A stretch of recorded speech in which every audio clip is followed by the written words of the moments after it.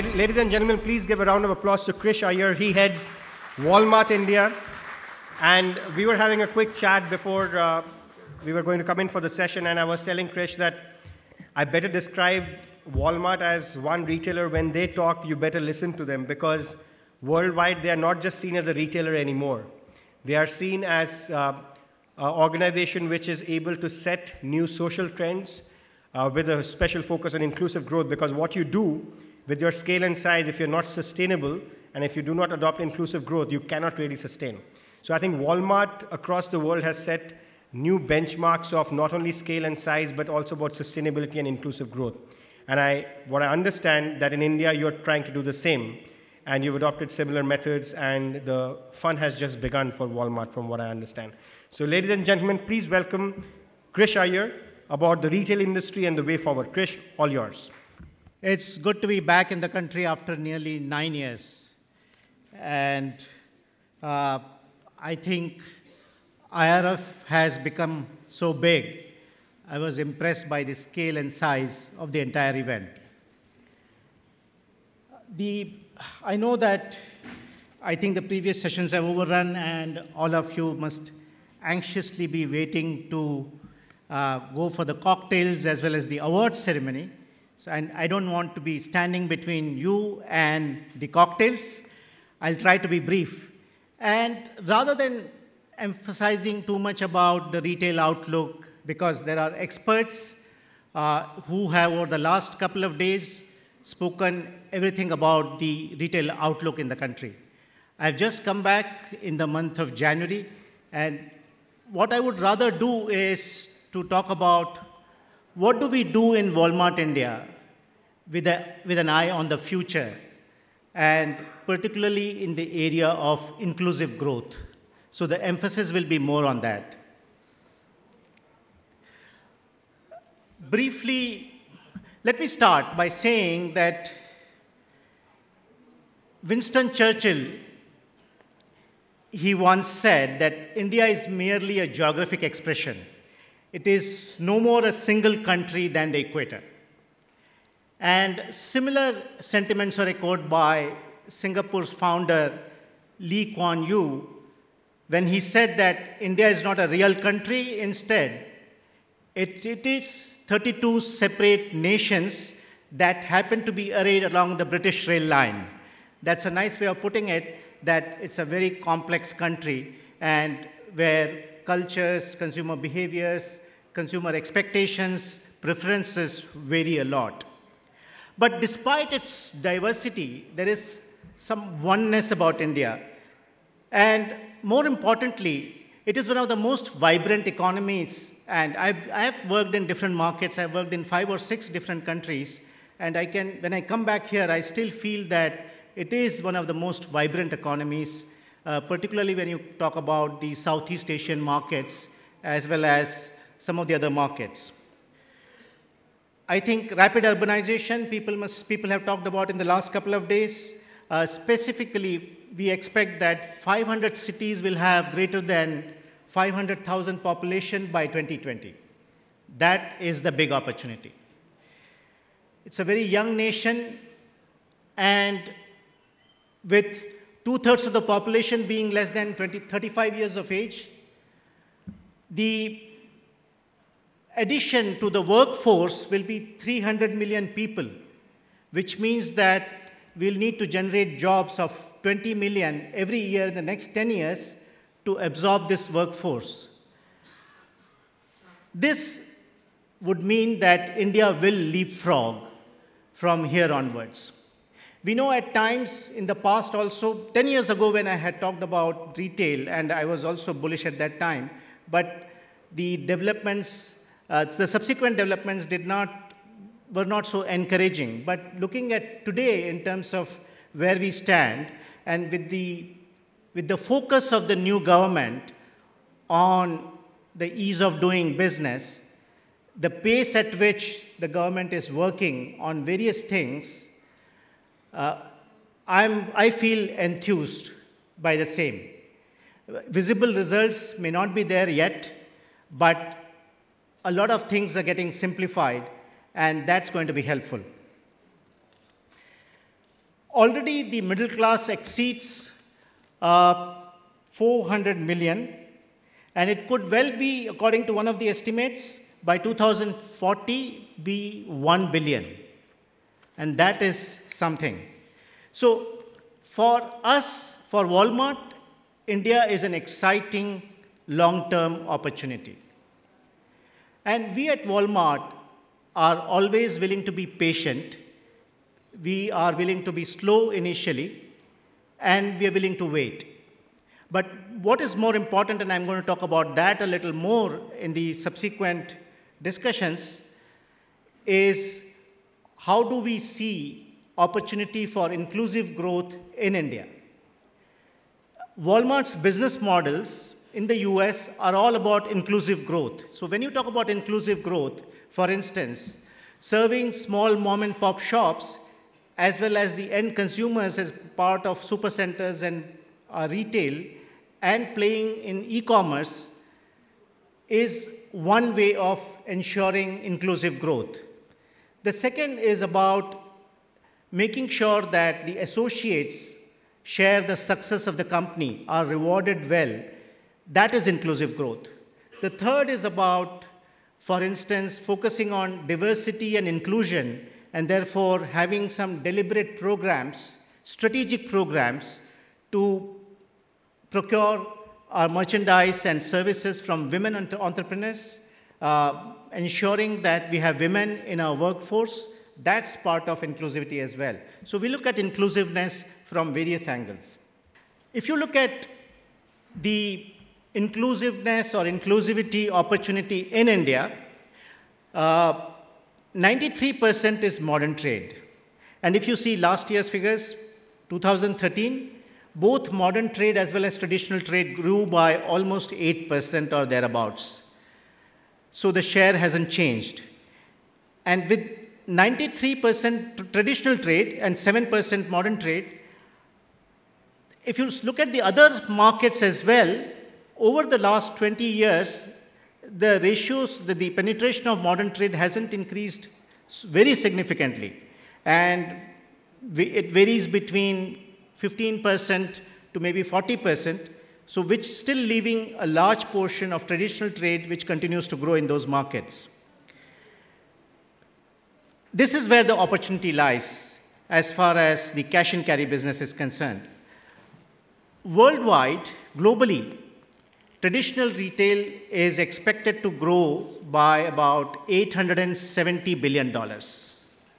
And India's share is expected to be $143 billion.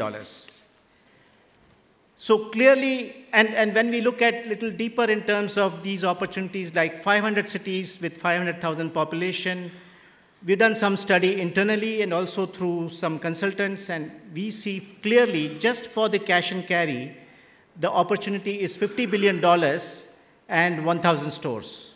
That is the opportunity for the industry.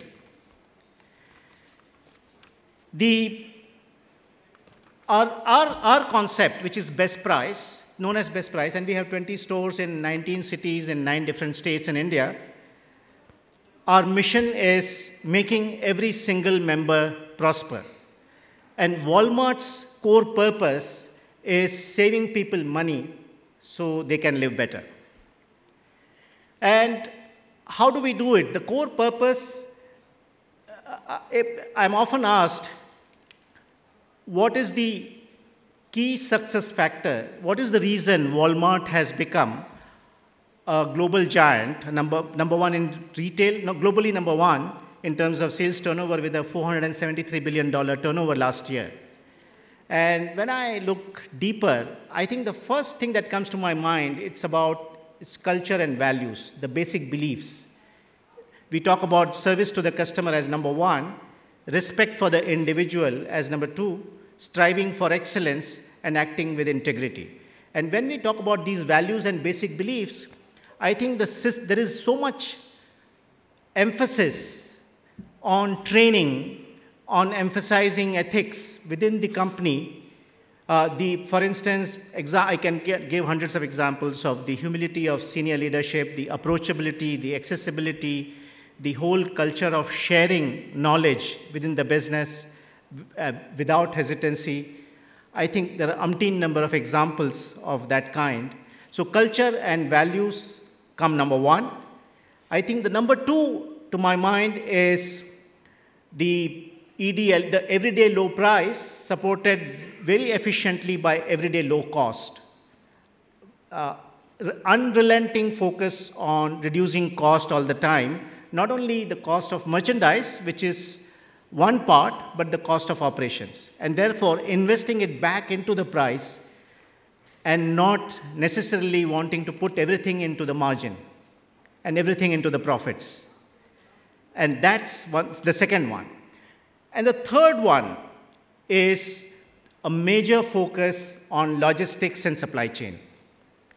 So I'll talk about those as well as we go along. So in terms of the flow, I just want to touch upon briefly the omni-channel experience. I know that in the last couple of days, a lot of discussion has happened about e-commerce and the pure play e-commerce. I'll try to avoid jargons and I'll talk in simple terms as to what does it mean for all of us and it's not such a scary thing for bricks and mortar retailers. And I'll tell you the reasons and the way we look at it as far as Walmart and Walmart India is concerned. The second part is big data. Again, yesterday there were sessions on data analytics. This is a big one. This really requires focus and doesn't mean that this requires big investments. This just requires a mindset of running the business more scientifically rather than through the gut. And I'll share some of that. Third is about supply chain, and that's where our big focus is always in terms of ensuring high on-shelf availability, high in-stock, and maintaining inventory at a low level to maximize return on investments. Return on investments not only on inventory, but overall return on assets. Inclusivity is important. It's a social responsibility, and it is also part of our business strategy. And finally, women's economic empowerment, initiatives relating to that, I'll briefly touch upon. Okay, the pure play e-commerce is gaining tremendous ground in different parts of the world. Last year, I think the number was about $1 trillion as the size of the overall e-commerce business worldwide. 33% growth in e-commerce last year came from Asia. And I think whatever has been happening in Asia, and particularly, most importantly in China, is beginning to happen in India as far as e-commerce is concerned. India has, by June 2014, 243 million internet users and is number 3 in terms of number of internet users after US and China. Or China and US, rather. China number 1, US number 2, India number 3. And it will surpass US in 2015 with estimates of between 330 million internet users and 375 million. By 2020, we'll have 600 million internet users. I think it has an important implication for bricks and mortar retailers. Pure play retail will grow, no doubts about it. It's grown the world over, and it has gained a certain share. But majority of retail continues to be bricks and mortar. And the opportunity here I see for bricks and mortar is to really provide that multi-channel experience to the consumers. So at every touch point, and to my mind, it's easier for the bricks and mortar retailers to learn and to understand and to get into e-commerce retail to provide that multi-channel experience. It will be rather difficult for pure play e-commerce retailers to put up physical stores and get into the omni-channel experience. So that's the first point I want to make, that it's not as if the bricks and mortar is going to be wiped out because of, just as modern trade is not going to wipe out traditional trade, and we just saw the examples of those worldwide, so also the pure play e-commerce will not wipe out Rather, it will provide an opportunity to get into multi-channel. India is a bit unique because we have 3% of the world's land mass and 15% of world's population. And that's what keeps pushing the rentals up. So when you look at the future, when we start doing 30-year deals, and we start talking about 10%, 12% escalation every 3 years, 4 years, that worries me.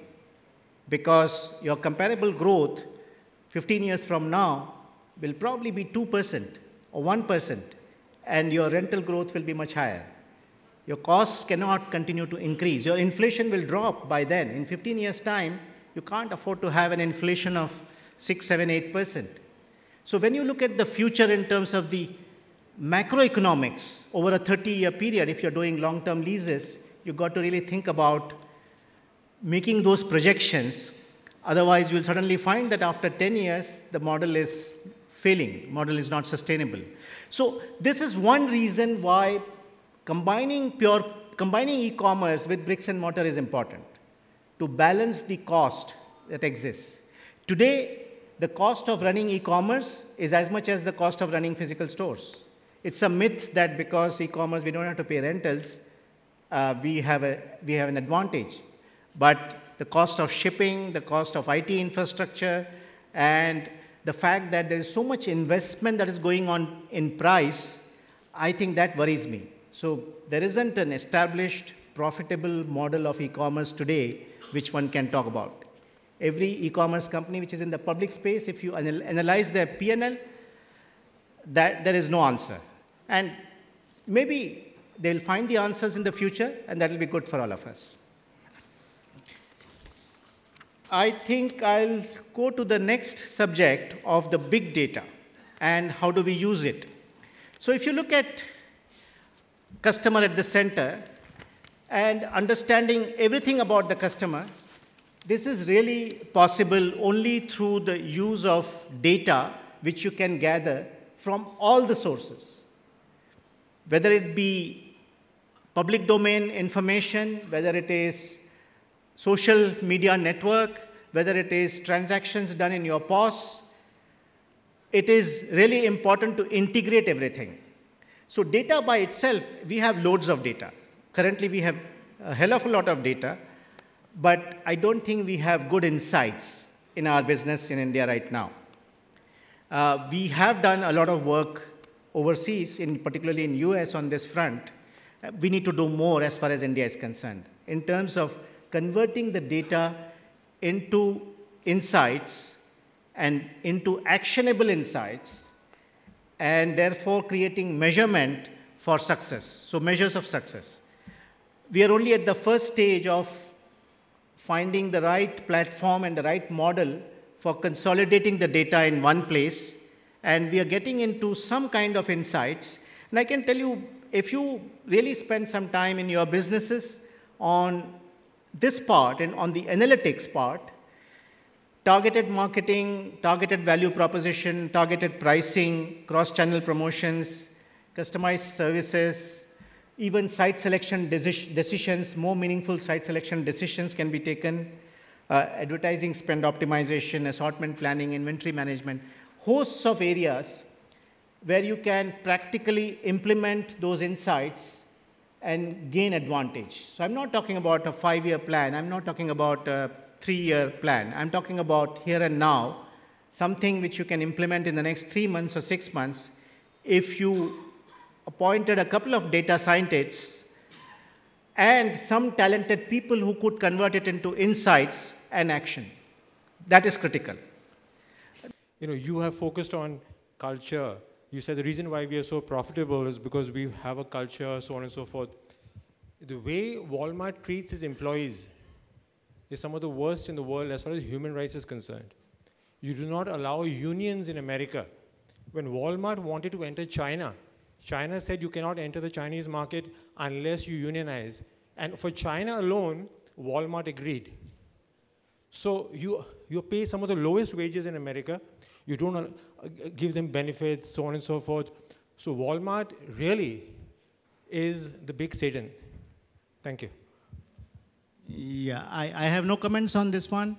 Uh, we have a waiting list of probably close to 100 in terms of the potential employment at this point in time.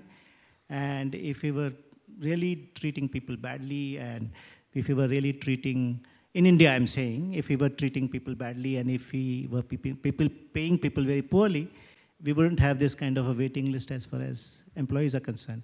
But I wouldn't want to justify. In fact, just to take the privilege of the moderator, if I may intervene here. There's an industry forum. Yours looked like more like a conclusive commentary. And we've all been to Walmart stores in the West.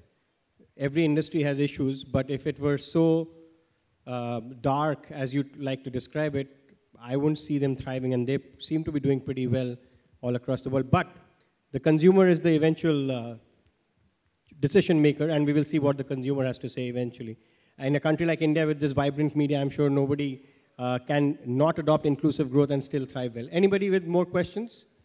Yes, can you please come up to the mic?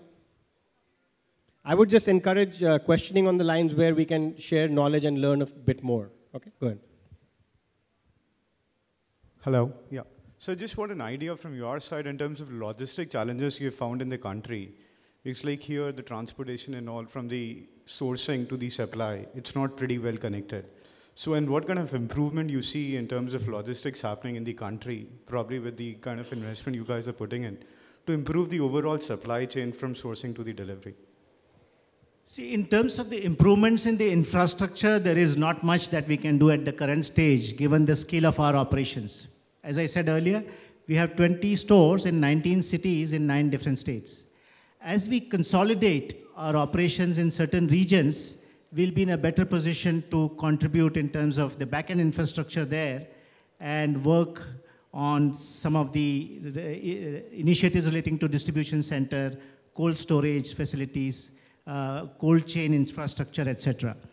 As far as the country is concerned, I'm enthused by the fact that there seems to be tremendous focus in this area in terms of bringing in investments, foreign investments in the area of energy and infrastructure. So all the initial indications seem so good. So we'll see, I think, but things seem to be positive on that front. Is that Linda? Yeah. Yeah, go ahead. Linda is from a company called Esri.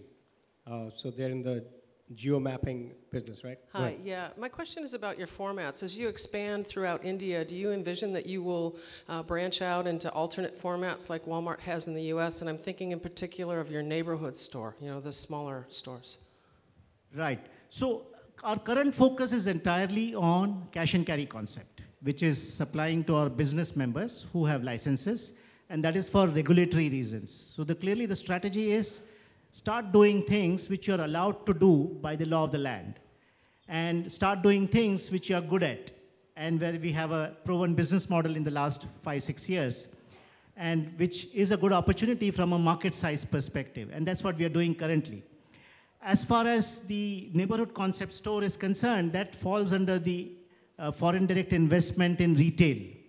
And I think we continue to watch the developments on policy as far as that space is concerned. We are certainly ready, we are interested, but it is for the government to decide the timeline. And I truly believe that the government will take decisions in the interest of the people and in the interest of the country at any point in time. So we respect whatever the government does, and we are willing to wait. We are in it for long term. We are not in it for the next 2, 3, 4 years. We are in it for 30 years, or maybe longer. Thank you. All right, one last, yes. Yeah, go ahead. Yeah. Yeah, hi, this is Vishal Chokshi. I'm from localbanya.com, which is the online e-grocery supplier store. You have just recently started in Hyderabad and I think so Lucknow, the online provision of your stuff, right? Any light on how it's doing? Because I think it's too nascent, but still, and plus a little bit on the futuristic thought process of what exactly you think on the e-commerce space of grocery related things. Sure. Thanks. So I think we launched it on the 1st of July. So it's been less than 3 months, and the initial response has been very good. What amazed me was the willingness of these resellers, and in some instances the Horeca guys, to accept placing orders on internet. In some instances, people went and bought laptop because they wanted to place orders on the computer and wanted to be trained. And they invested. We didn't offer them initially, and we will certainly have a plan to do something. But I'm saying the enthusiasm, and clearly I think the enthusiasm in Hyderabad was greater than the enthusiasm in Lucknow. And that's probably because Hyderabad is coming up as after Bangalore is coming up as a major center for, and the awareness is greater. So that was a positive surprise in terms of the traction that the whole initiative got. We need to continue to learn of many things in terms of the member behavior, online versus offline, etc. But more importantly, I see this clearly as an omni-channel or a multi-channel initiative, where we can provide a holistic experience to our member, whether he's shopping in our store or whether he's shopping online, or and in terms of the entire process of whether he wants to pick up from the store or wants it to be delivered to his premises. I think it has been fantastic. We have plans to roll it out in the other stores as well as the new stores that we'll keep coming up with, and we'll do that pretty soon. All right, one last comment, if I may ask of you. I don't know how much buzz you managed to pick up, because I saw you come in this afternoon, and you said you've come back to India Retail Forum after a gap of 9 years. How would you describe the kind of energy that IRF has created? And I was reading the 4 tag words: knowledge, innovation, creativity, and strategy, to describe the retail renaissance, as Amitabh has named this entire 2-day session. I think this whole thing that you talked about, knowledge, innovation, creativity, strategy, I think it's fantastic. I didn't attend yesterday. I just came in today. But I was in touch, and people have been here, and they gave me the feedback as to the kind of participation and the intellectual discussion that has happened on several issues, and particularly in the area of pure play e-commerce as well as the omni-channel experience, which is certainly currently the buzzword in India. So going back 9 years, that was the first IRF in 2005, to when I see it today here, I think it has really grown exponentially over all these years. My hearty congratulations to the entire Images team, which has put up this show. Amitabh, R.S. Roy, everyone in the team. I think they deserve a round of huge applause, because I let Krish do the conclusion on my behalf, because I wanted to hear it from an industry player and somebody of the scale and size of Walmart. This is the last session as far as the events are concerned. We will move on to the hangar, where we will have a one-on-one chat with Kishore Biani to get another interesting perspective on Indian retail industry. But as Krish just described, the way this has grown and the kind of knowledge that you can absorb if you're an industry player. As I was telling someone yesterday, if you're a retailer and if you're not here, either you're not a retailer or you're stupid. Maybe I think I'll still stand by those words, but huge takeaways, lots in the online omnichannel space, as you said, but also one key word that Rakesh Biani described to me just a short while ago is the fact that from here on, I think Indian retail will talk about growth. Growth is here to stay, and how you make most of it is what the future of retail renaissance is all going to be about. Krish, thank you so much, and welcome home back to India once again, and thank you all.